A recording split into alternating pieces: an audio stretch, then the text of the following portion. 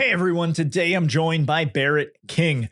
Barrett has spent most of his career building agency facing partnership programs at some of the biggest names in SaaS, HubSpot, Ramp, and now he is at Close CRM, where he serves as the head of partnership. Now, what drew me to Barrett is that he thinks about partnerships the way that most agency owners just don't, right? It's where partnerships are like this deeply intentional relationship. It should be defined like extremely clearly before you even talk about signing a deal. Now, he has seen agencies build like $100 million businesses through just like smart ecosystem alignment. But he's also watched others that stall out before, they even hit 250K because they've lost themselves just chasing whatever that bigger vendor wanted. And I think these lessons are hard earned and super important for agencies to understand.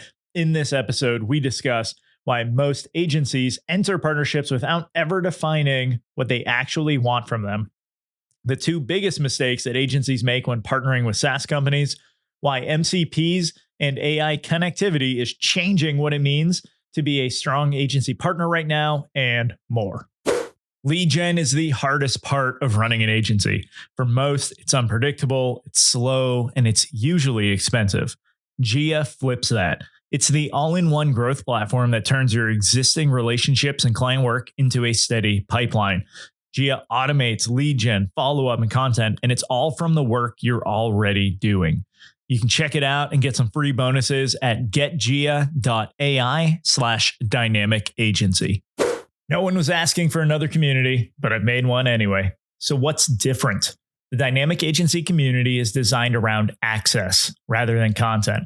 Access to peers who've done it before, access to experts who've designed solutions, access to resources that have been battle tested. And right now, the price for founding members is only $97 a year. Join today so your agency has immediate access to everything you need to grow. You can join at dynamicagency.community. And now, Barrett King. It's easier than ever to start an agency, but it's only getting harder to stand out and keep it alive. Join me as we explore the strategies agencies are using today to secure a better tomorrow. This is Agency Forward. Barrett, you have built partnership programs at HubSpot, then you moved to Ramp. Now you're running the head of partnerships at Close. What's the through line for your career, right? Like what drew you specifically to the agency facing side of like SaaS go-to-market? It's a smart question. No one's actually, I don't think ever in my career asked me that. So kudos to you for coming up with it. Yeah, you win on that one. You get a gold star actually.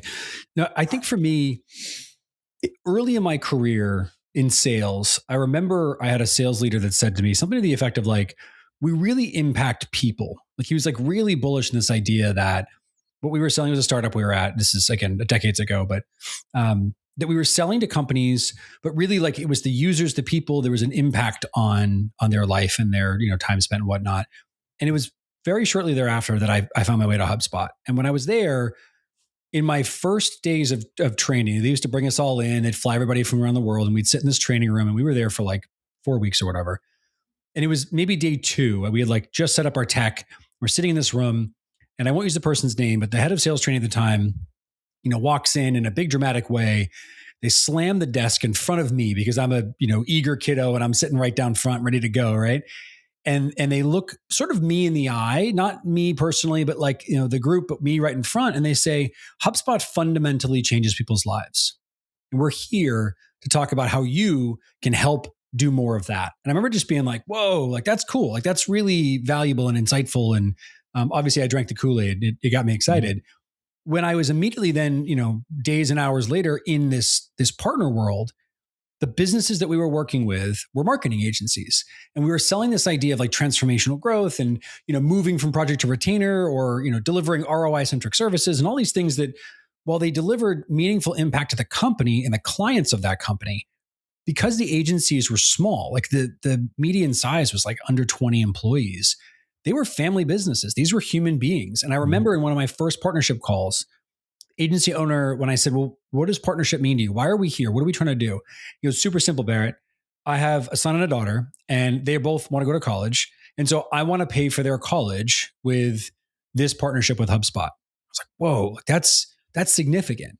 Mm-hmm. And I think perhaps because I was young in my career and I was impressionable in that sense, and or like just the altruistic feeling of we're actually helping humans, I have strayed away from enterprise. I did enterprise at Ramp, and we can talk about it, but I was in the like GSI and upper market partnerships. And while that was interesting, I left there because I wanted to get back to agencies and SIs and smaller firms, because at the core of it for me, I have this sort of operating principle of like, I have to care about what I'm doing. I have to give a shit, frankly. Like it has to be meaningful. And when my 7-year-old looks at me and says, "Dad, what was work like today?" or whatever, like I just like this idea selfishly of saying I actually help somebody.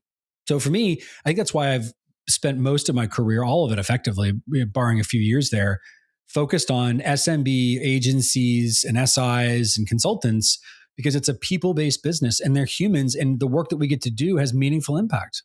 Mm-hmm. I want to go back to, you asked a partner like what the partnership would mean to them, and they had a clear goal around the partnership, which I don't know that I've talked to any like HubSpot. I work with HubSpot partners all the time. I was a HubSpot partner, and I don't know that anyone has ever come into like a conversation like that and said, "This is my exact goal for this like engagement, for this relationship." For the agencies who probably haven't even thought about like defining partnership for themselves, like how would you define it?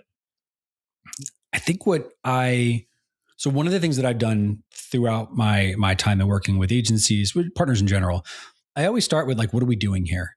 Because we know it's about revenue. Like there's that like elephant in the room. It's purple. It's on fire in the corner kind of thing. Like you can't ignore it. We're here to generate revenue, and we can talk about better together. We can talk about NRR. We can talk about customer experience, and sure, I can give you 20 examples. But at the core of this, it's about generating revenue. The differentiation that I try and get to when I talk about what does partnership mean is, what's your motivation? And I think that's probably, in my mind, a better way for me I might even coach myself in that sense, but like to actually position this moving forward. Because I was fortunate that this individual said, here's what I want. Like, I know I want this revenue and here's what I'm going to do with it. And it was very tactical, very tangible, very, very intentional in that sense. When I think about what most firms are doing, they typically are an exceptional practitioner that left a company, a corporate entity, a space where they were very successful because they either wanted to do something to give themselves more freedom or do something to give themselves more earning potential. So it's either a lifestyle business or, a growth firm, if you will. And maybe it's both, and that's rare, but it happens. And so I think what I have found more specifically is that by defining partnership, it's not, sometimes it's like, what does that word mean? Like, are we talking about one-way street versus two? Are we talking about integration versus go-to-market? And selling and whatnot. That's a piece. Like there's like this sort of like rules thing that happens. How, what are the rules of engagement? How do we work together? Sure. But the other part is, why are you here? Like you wake up every day and you choose to be a part of this partner dynamic. What do you want from it? And actually, I'll give you my trick. This is a fun one that I've used since I was a sales rep early in my career, and I still use it today. And I say trick because it's like sort of tongue in cheek, but it's disarming and it's the truth. And it's like, I will literally say to you, how do you get compensated? Like I'll ask partnership leaders at ISVs, right? Software companies, like, how are you paid?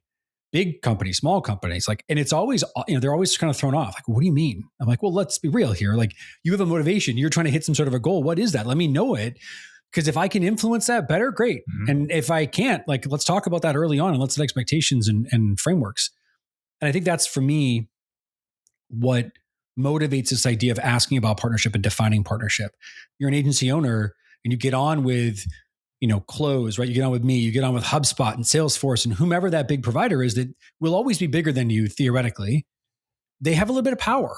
And the ones that are really good at go-to-market partnerships know that, recognize that, and try and use it for good. This is the like feel-good version of Barrett. It's who I am. And so I think when you define partnerships early as both KPI driven in terms of monetary or output driven expectation, and the like human part of this, right? I've met partnership leaders that are like, I'm just trying to get director, trying to get VP, I'm trying to get promoted. I'm really excited, right?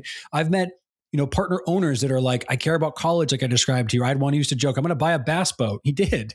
Like, cool, right? Whatever it is that motivates us, that's what drives the relationship. That's what drives the material value. So that when it gets hard, because it will, you can go back to, this is the reason that I'm here, why I show up and what we're doing together. And I think for me, I get the truest of sense of the word. Like partnership is about sharing in that insight and being intentional in the way you deliberately build something that delivers that outcome to both parties, depending on your motivation. Right.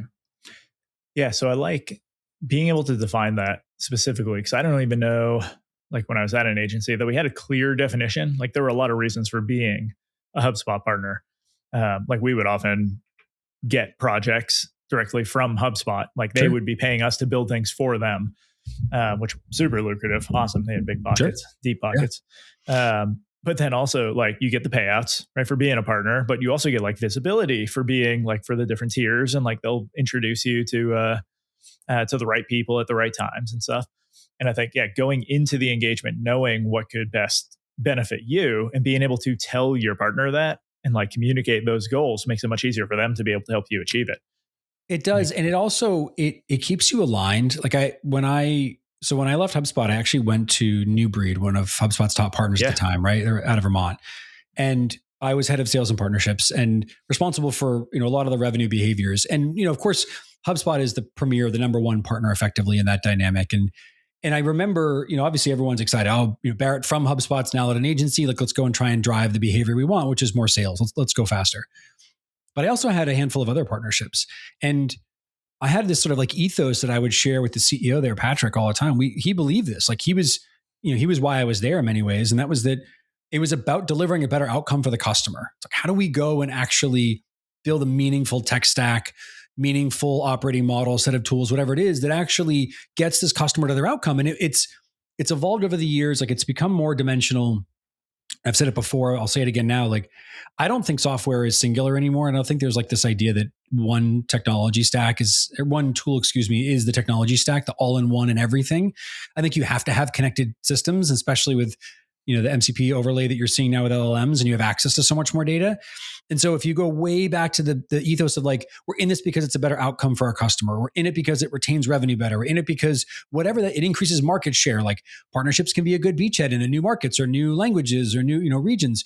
All of those things come back to the core values that we're trying to build. And I've actually seen partnership people, I've never done this myself, but I've seen folks and been on the receiving end of developing like mutual documents, not action plans. Everyone loves to talk about sales action plans and like, that's all well and good. It's cool. It's helpful. But I mean, like, why are we doing this plans? Like, what are we doing here? And sticking on that. And again, so when it gets tough, you can point back to like, you want a bass boat, you want to pay for college, you want a promo, whatever that thing is that we're in it for together. Right. So another, I don't know if there's like a tertiary benefit. It's probably more important than that. When I was working with Partner Hub as an advisor, we did this a pretty large like survey across partners from Salesforce, HubSpot, like all the big ecosystems where agencies would be involved.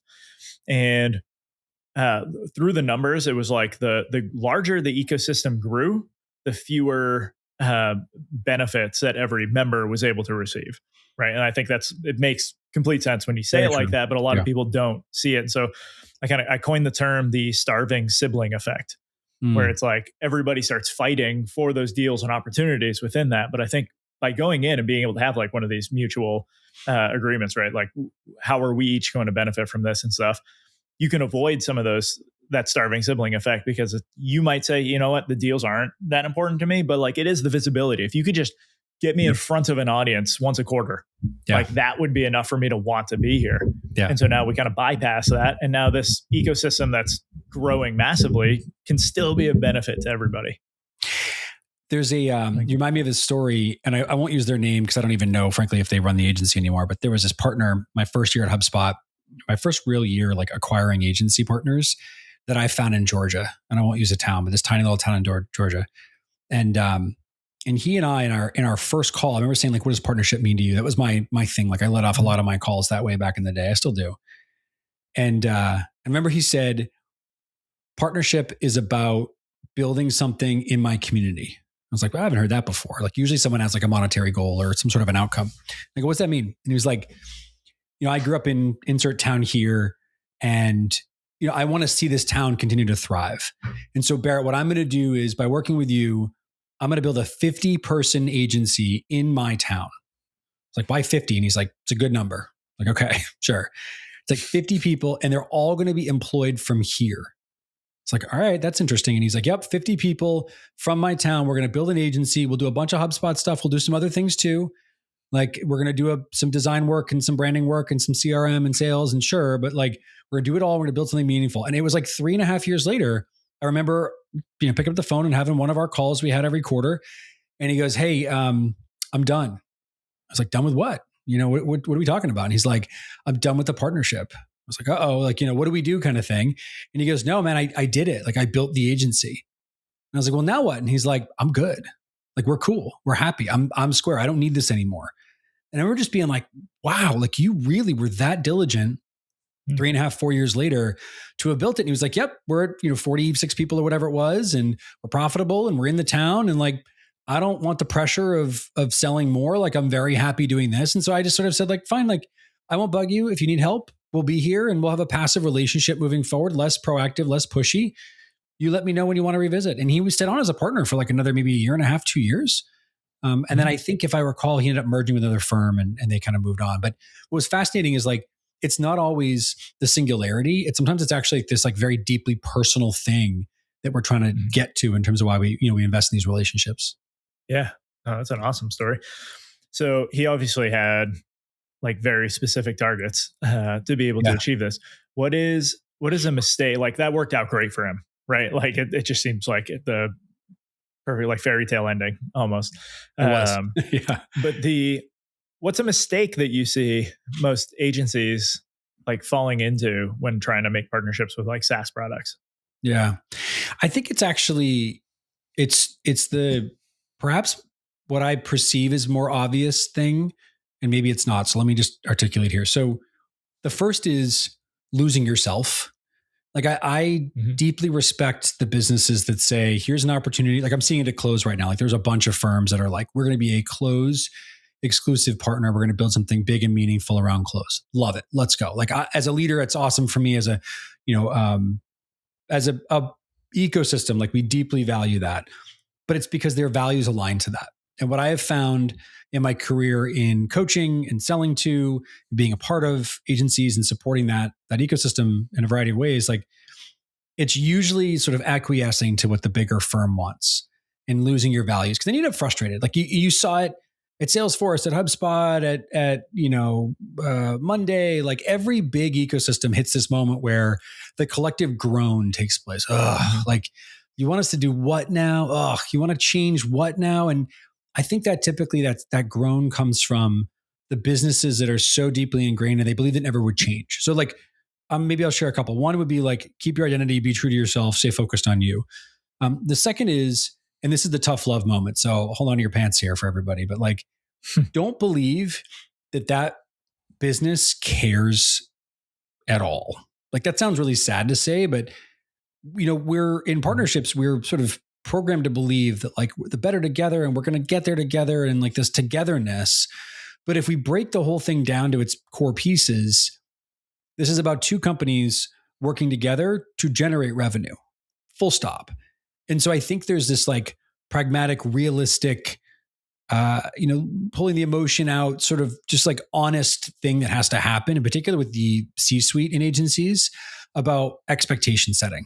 And so that might be like, I remember stages in my career, you have these partners that would be like, we need MDF, we need you to give us money. And I'd be like, absolutely not. Aren't you going to ask anybody? And I'm like, no, I know how that conversation is going to go. I've watched it 100 times. And they'd be like, but we are different. We matter. And you're like, I know you matter to me, but like, let's be real here. There's an economy of scale that takes place with these bigger firms, and it's not going to get you there. And the other thing that I think I would offer here that I have seen, and it's this like very common pitfall. It's like, don't be too big for your britches kind of thing. Like, just know, this sounds really rude. It's not meant to, but I don't know how else to deliver it. So it's like, know your place. Like, just know what you're great at and own the shit out of that. Be really good at X, whatever that is, and make that your thing. Because I think I've seen this forced adaptation take place so commonly in communities like that and ecosystems right now, where SaaS products will always move faster than your agency. So that's what software is. Like, software is meant to be intensely scalable. Software doesn't have a human capital constraint like you do.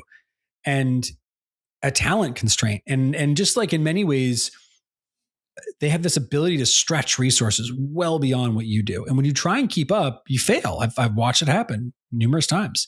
And so I think it's sort of like combining all of those. It's like just being situationally aware. It's knowing where you're at, knowing what your place is, always reaching, right? Don't stop pushing the boundaries, but like being honest with yourself, your leadership team, your organization around like, what can we really expect by investing here, and balancing that investment.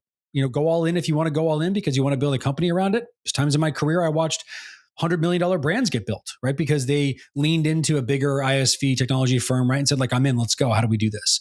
And I've watched others get stuck at $1 million, $250, $1,000, like these nominal amounts, and say like, I can't go beyond that. And you're like, well, why? Well, because I won't compromise. Okay, great. Stand on that and be okay with that, and have the integrity to say like, this is what I'm going to do, and I'm not going to go any further. So some of the things that I've seen certainly last 10, 15 years. Yeah. On your first point, the staying true to yourself and just keeping your identity. A quick story, because this might help the audience. When I was, I don't know, maybe like 9-ish months into the business, like right before my business started taking off. So I was still in that, like, maybe I get a real job type of mindset, right? Like, but the first year's a lot. Yeah.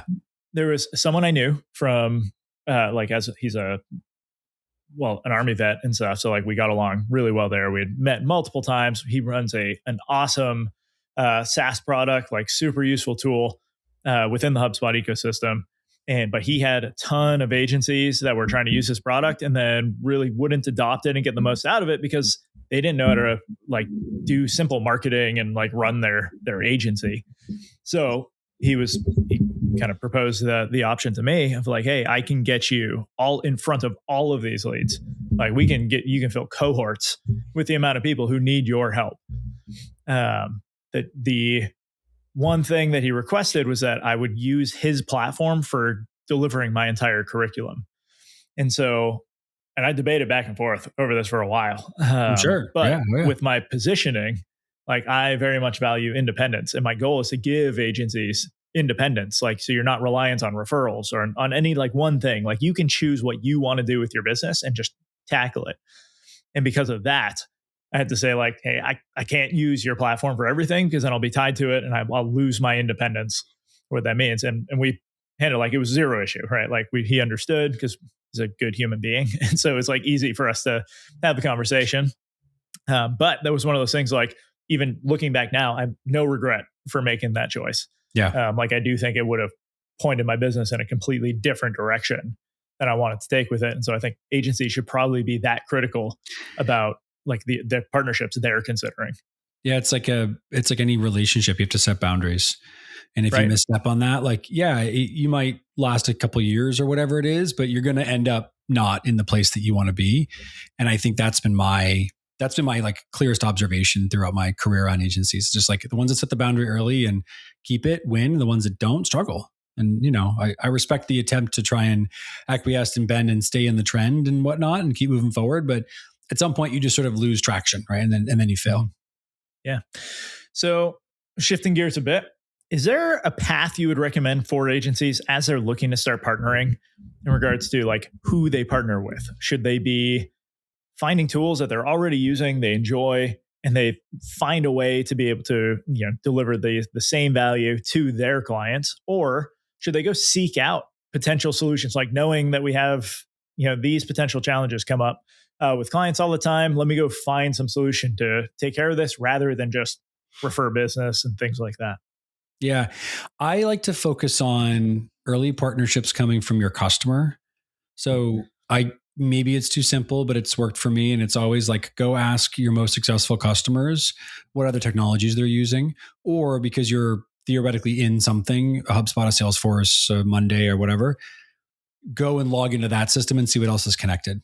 So that, the examples are like HubSpot partnered with Vidyard because customers were asking for video-based products, ability to do video-based prospecting and testimonials and whatnot. Easy win, right? You saw it with like Monday did a version of that. MailChimp did, Salesforce did, Close does. We do it all the time. That to me, from a technology perspective, is easy because we get to pick and choose what we integrate with. I think from an agency perspective, it's got to be grounded in customer value. And we know that because like obviously retention is a priority or at least should be. And a prime example of like opportunity comes from misconception is like selling more software. It's actually not. It's selling more value. And using software to deliver that value should not feel weird and icky. I think it still does for some firms. You got to get over it. Like this is not going to go away. And so I think I've experienced a very important balance between the expectation of my customer knows what they want, and then their expectation of me around I should tell them what they should do as an agency, right? And so I think the second part of my commentary here is being a student of the space that you operate in. Like go check out the industry trends, go to the industry conventions, not just to acquire customers, but see what technologies are emerging, see what's happening. Like for example, Close right now, we have an exceptional API documentation, really strong API. Like one of my just favorite partners from another ecosystem came into the Close program and said to me within 24 hours, he had generated 22 unique connectors. How did you do that? He's like, dude, you have the best APIs I've ever seen, better than any CRM I've ever worked in, including the bigs. I remember being like, whoa, like that's a compliment. That's a big deal. He was like, yeah. And I'm like, why did you choose those 22 things? And he's like, all the customers that I work with, those are the things that they asked for. I wanted it easy in case I start using, Close more often. Great. Like, that's great. The second thing that I've seen too, that I don't know everything about, to be clear, but I'm like a student of and learning. And that's this idea of like MCP server and the access to information. I think as an agency, if you don't have somebody, regardless of your profession, whether you are creative only, web, RevOps, whatever it is, if you don't have somebody that is a technologist, excuse me, and like really focused on the technology opportunity and problems that are presenting, shit, you're in trouble. Like, and I mean that with like due respect, but like you are in trouble.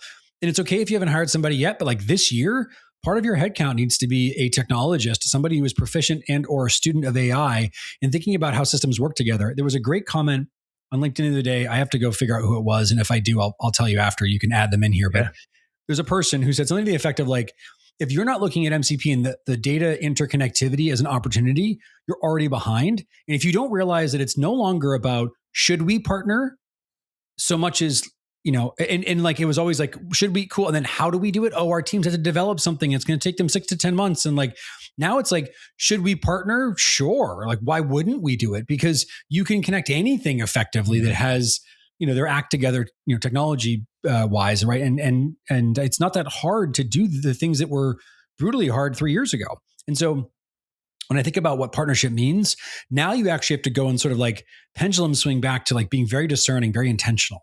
What kind of tech stack do we want to architect for our customers? And I think, and this is just me on a soapbox for a second, but I think that's actually where agencies win in 26, 27, probably 28, and then we'll see what happens. But like the next 2 to 4 years, you got to know what your stack is. Here is the CRM that we work in. Here is the calling tool that we use. Here are the like 2 or 3 connectors that we apply to like some sort of a data enrichment, probably some sort of like a reporting BI tool if you need to. Like here's the 3 to 5 things that we do at its core, and we have to productize that a little bit, which I know agencies hate, at least in my experience, and that's cool. I get it.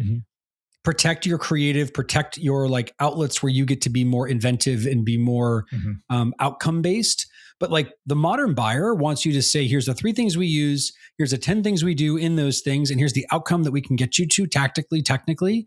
Here's the revenue. Here's the everything. It's very black and white. And so I think that's important from a partnership lens to take on the problem and say like, we have our feel goods, our altruistic, make everybody happy and sing kumbaya moments. And that's around like perhaps the big picture stuff that feels good to talk about. But when it comes down to it, the brass tacks, it's really about being very clear on the technologies that benefit our customer outcomes and the technologies that while we might like it's a good comment, Chris, around do we like them? Do we use them? We need to make sure that they are beneficial to our company and to the outcomes that our customers are looking for. Because again, more and more now it's the outcome. It's not the idea of what we might be able to do together. Right. So now let's say, we don't even have to say this. I guess you're out looking for partners for Close. Sure. What are some of those traits that you're looking for in a promising partner? So if you asked me that prior to joining here, I would have said, CRM practitioner, because, we're a CRM for small and scaling businesses. We focus on that. We focus on startups. Our unique value prop is everything is natively built, right? We've got your calling and your SMS and your call recording and transcription and calling in general, all your email automation. And like, okay, cool. We got everything there already. And so the persona was agencies, SIs, firms that are CRM specific, that are developers to some extent, just in terms of being able to connect different elements and whatnot. Now that was like, I've been here for probably 3.5 months, 4 months at this point. What I'll say is like, sure, it's that, but I want inventors. I want the AI creatives. I want the technologists that are students of the problem. I don't think the modern buyer knows what they need. I think everyone is overwhelmed by the sheer amount of innovation taking place. And if you look back in history to when this level of speed is relative, but this level of speed took place, the Industrial Revolution took whatever it was, 50 years or something like that, 65 years for it to go from like an idea to true implementation. We went from, wouldn't AI be a cool thing, to models building themselves in 24 months. You could argue 36, but like sub 3 years. That's no joke. And what I don't know is what I want my partners to teach me. What I don't know is what I want partners to help lead us into. So I think the students of the problem, the people that are close to the cutting edge of technology, those are interesting. The other thing that I look for too, though, is somebody willing to build a business with me. And what I mean is like, it could be 20% of your revenue, it could be 100% of your revenue. That doesn't matter to me. That is your business and your decision, and I'll never push you beyond that unless you ask me to. But what my team cares about, what I care about, is you are interested in building something together. The most successful partnerships that I've seen from an agency perspective throughout my career, every firm I've been at, has always been someone who said, I see the opportunity. Like right now, Close, it's first movers. For the next year to 18 months, it's first movers. 24 months from now, I'm going to be like, here's an ICP, here's a team they sit in, here's the behaviors we want to see. Like it's much more clear and succinct and repeatable. But right now, it's first mover. And you're like, I want to show up, I want to tap a pretty unscaled North American market. I'm going to do some lead gen. I'm going to do some creative solutioning. I want to collaborate. I want to share back to Close. I want to give Barrett feedback on the product, on the solution itself, how we build something. Like it's those collaborators, those innovators, less than just a singularity in terms of ICP being like a specific set of technical behaviors. Awesome. All right. Now, as we wind down, I guess I want to ask like the 80-20 of partnerships. If I want to make the most successful partnership that we could ever imagine, right? What is that one domino that we need to knock down first in order for everything else to just flow? You need your intersection of value, which feels incredibly buzzy to say out loud, let alone a recording. But it's like, you need to be very, very clear on what are we doing here? Why are we doing it? But the how is what matters. Like, I think right now what you see is a lot of ideating and pontificating and, posting on social media and all that good stuff. But what you need to be able to do is sit down and say, like, to start this thing off, here are the 2 to 4 behaviors that we're going to exhibit as a partner. Here's the 3 to 5 things we're going to do as an ISV, a technology firm or whatever. Like, and be very clear about it. You got to measure it. It's got to be in some way repeatable. And then you have to be a student of that problem. I say that a lot. I probably say it too much. I like the phrase a bit, but like you gotta look at it. You got to look at your data, your numbers. You got to repeat the behavior enough to know what's working, what's not. You got to focus on where you plus partner equals better outcome for customer, and just maniacally obsess over that in the beginning. Awesome. All right. I got 2 more for you. First one being, what book do you recommend every agency owner should read? I think there's the easy answer of EOS. I read that early in my career. And, like, obviously, if you haven't, you should. It's interesting. It's dry as can be. Gino Wickman is like a brilliant writer and incredibly boring in my experience, but great content. Like the stuff's really good and it's worth exploring and looking at. Read the book, get a grip's a better version of it. The original EOS is like brutally hard to get through, in my experience.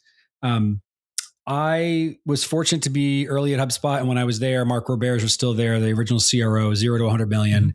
And Mark has wrote 2 books since. He wrote The Sales Acceleration Formula. As a sales leader, like, I deeply appreciate that book. It was very helpful, very insightful, very interesting. I lived part of the story, so I had that benefit. But I think rigor and diligence is incredibly valuable, in particular today when there's a lot of distraction. And that comes from some of what he talks about in that book. He actually recently wrote the Science of Scaling. I've not read all of it. I've read pieces of it, and I was a part of the early ideation. I was at was a VC, quite frankly, or LP, at a VC firm that he owns. And I got to see some of the early preview stuff. Like, I think what he does really well and why I like it is like he helps you think about these inflection moments. He's a mathematician at his core, and he uses that brain to build these like processes, these frameworks. And so from my experience, most partners, most agency owners, SIs are very capable, but benefit from learning those frameworks and those abilities to make it repeatable. Those are some of the books that I would, again, EOS is good to have in general, whether you follow it or not, but Science of Scale, Sales Acceleration Formula, both really good books to read. Yeah, I don't know anyone. So EOS has come up multiple times. I'm sure. Yeah. Rocket Fuel Traction, all the. Yep. But the nothing by Roberge. But what's interesting is, so I got to hear him talk at one of the inbound conferences and stuff. But I was also fascinated by one of these concepts for your marketing sales SLA and being able to essentially map out like in a 3x3 grid. It's like the value per client, so like client A, B, C, but then also the actions that they're taking in order to be able to, for a marketing team, to be able to create essentially like their campaigns to hand off like a certain value of leads to sales. Yeah. And so, I could give you a bunch of like C, like our lowest tier clients who just did a lead magnet, like super low value, or I can give you one like A type client who booked a call with sales right away. And so like both can equal the same amount, but it's like they're going to be very different campaigns. Yeah. And so it's like, but we're still giving sales what they need to hit their numbers. And so it's awesome to just like to see the math behind it and like it's completely restructured it. Yeah, for me. He talks about another mathematical equation is PET. It's product market fit, and it actually works well for agencies. So if you are not thinking about your services as a product, do that. Like wake up tomorrow and start becoming a student of that ideology. It's really important to just work that we're doing. Like you should productize it. You should make it scalable, different combo. But he talks about, or has talked about PET. P% of people do E event over T time. And the idea was like, 80% of our customers take 3 or more actions in the HubSpot portal every month. And that was early product market fit. And so if we found that at some point that was not true, excuse me again, then like, all right, we got to change the product. We got to go back to what we were doing. We got to pivot and sort of figure it out. And when I worked at the agency, when I've coached agencies, I've always talked about the same thing. I frame it a little bit differently, but it's this idea of like, are the things that we're doing from a behavioral perspective actually yielding the results that our customers are looking for? Are they seeing repeatable results? And can we prove that month over month? And if the answer is yes, keep doing what we're doing. If the answer is no, don't just overdrive our people, which a lot of folks lean into. Is, make them work more. We'll do more work for them. And like, no, let's be studious of the way that we're doing that work to yield a different outcome so we can be more productive, so we can actually get to what the customer wants. That only works when you are actively monitoring it and looking at it month over month, day over day in many cases. And so it's so much so that like now I look at my reporting as a partner leader every day, multiple times a day. I'm even hard coding in Claude Code right now with our Snowflake server and MCP to a variety partner stack and a bunch of other tools in the background to pull in data to do analysis on like, what are the behaviors our partners are taking in our product that are leading indicators of success, call it 15 years after learning about that. So I think that stuff is really important, in particular as technology becomes more permeated into agency life, where you can take more data in, building these like solutions that allow you to view it from a landscape perspective and analyze where you're having impact and where your weak points are, makes you more successful as a firm, for sure.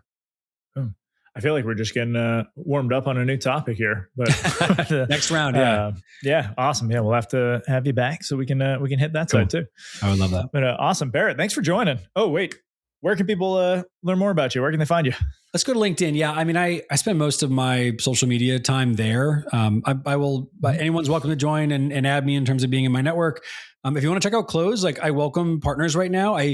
I don't intend to make it a charge for program like others have. There is no, barrier to entry. Like we want everybody right now because we're trying to innovate and be creative. So, feel free to go to close.com and check out our site and answer your own questions there. We're revamping the partner experience right now. So kind of bear with me, but it'll be, pretty meaningful here in the next couple of weeks and months. And then again, like just go back to LinkedIn, come check me out, shoot me a note. I'm glad to connect, have a conversation, spend 15 with anybody, and certainly help where I can. Awesome. Well, thanks again for joining. Thanks, Chris. Thanks for having me. We will definitely do this again. It was a great combo. That's the show, everyone. You can leave a rating and review, or you can do something that benefits you. Click the link in the show notes to subscribe to Agency Forward on Substack. You'll get weekly content, resources, and links from around the internet to help you drive your agency forward.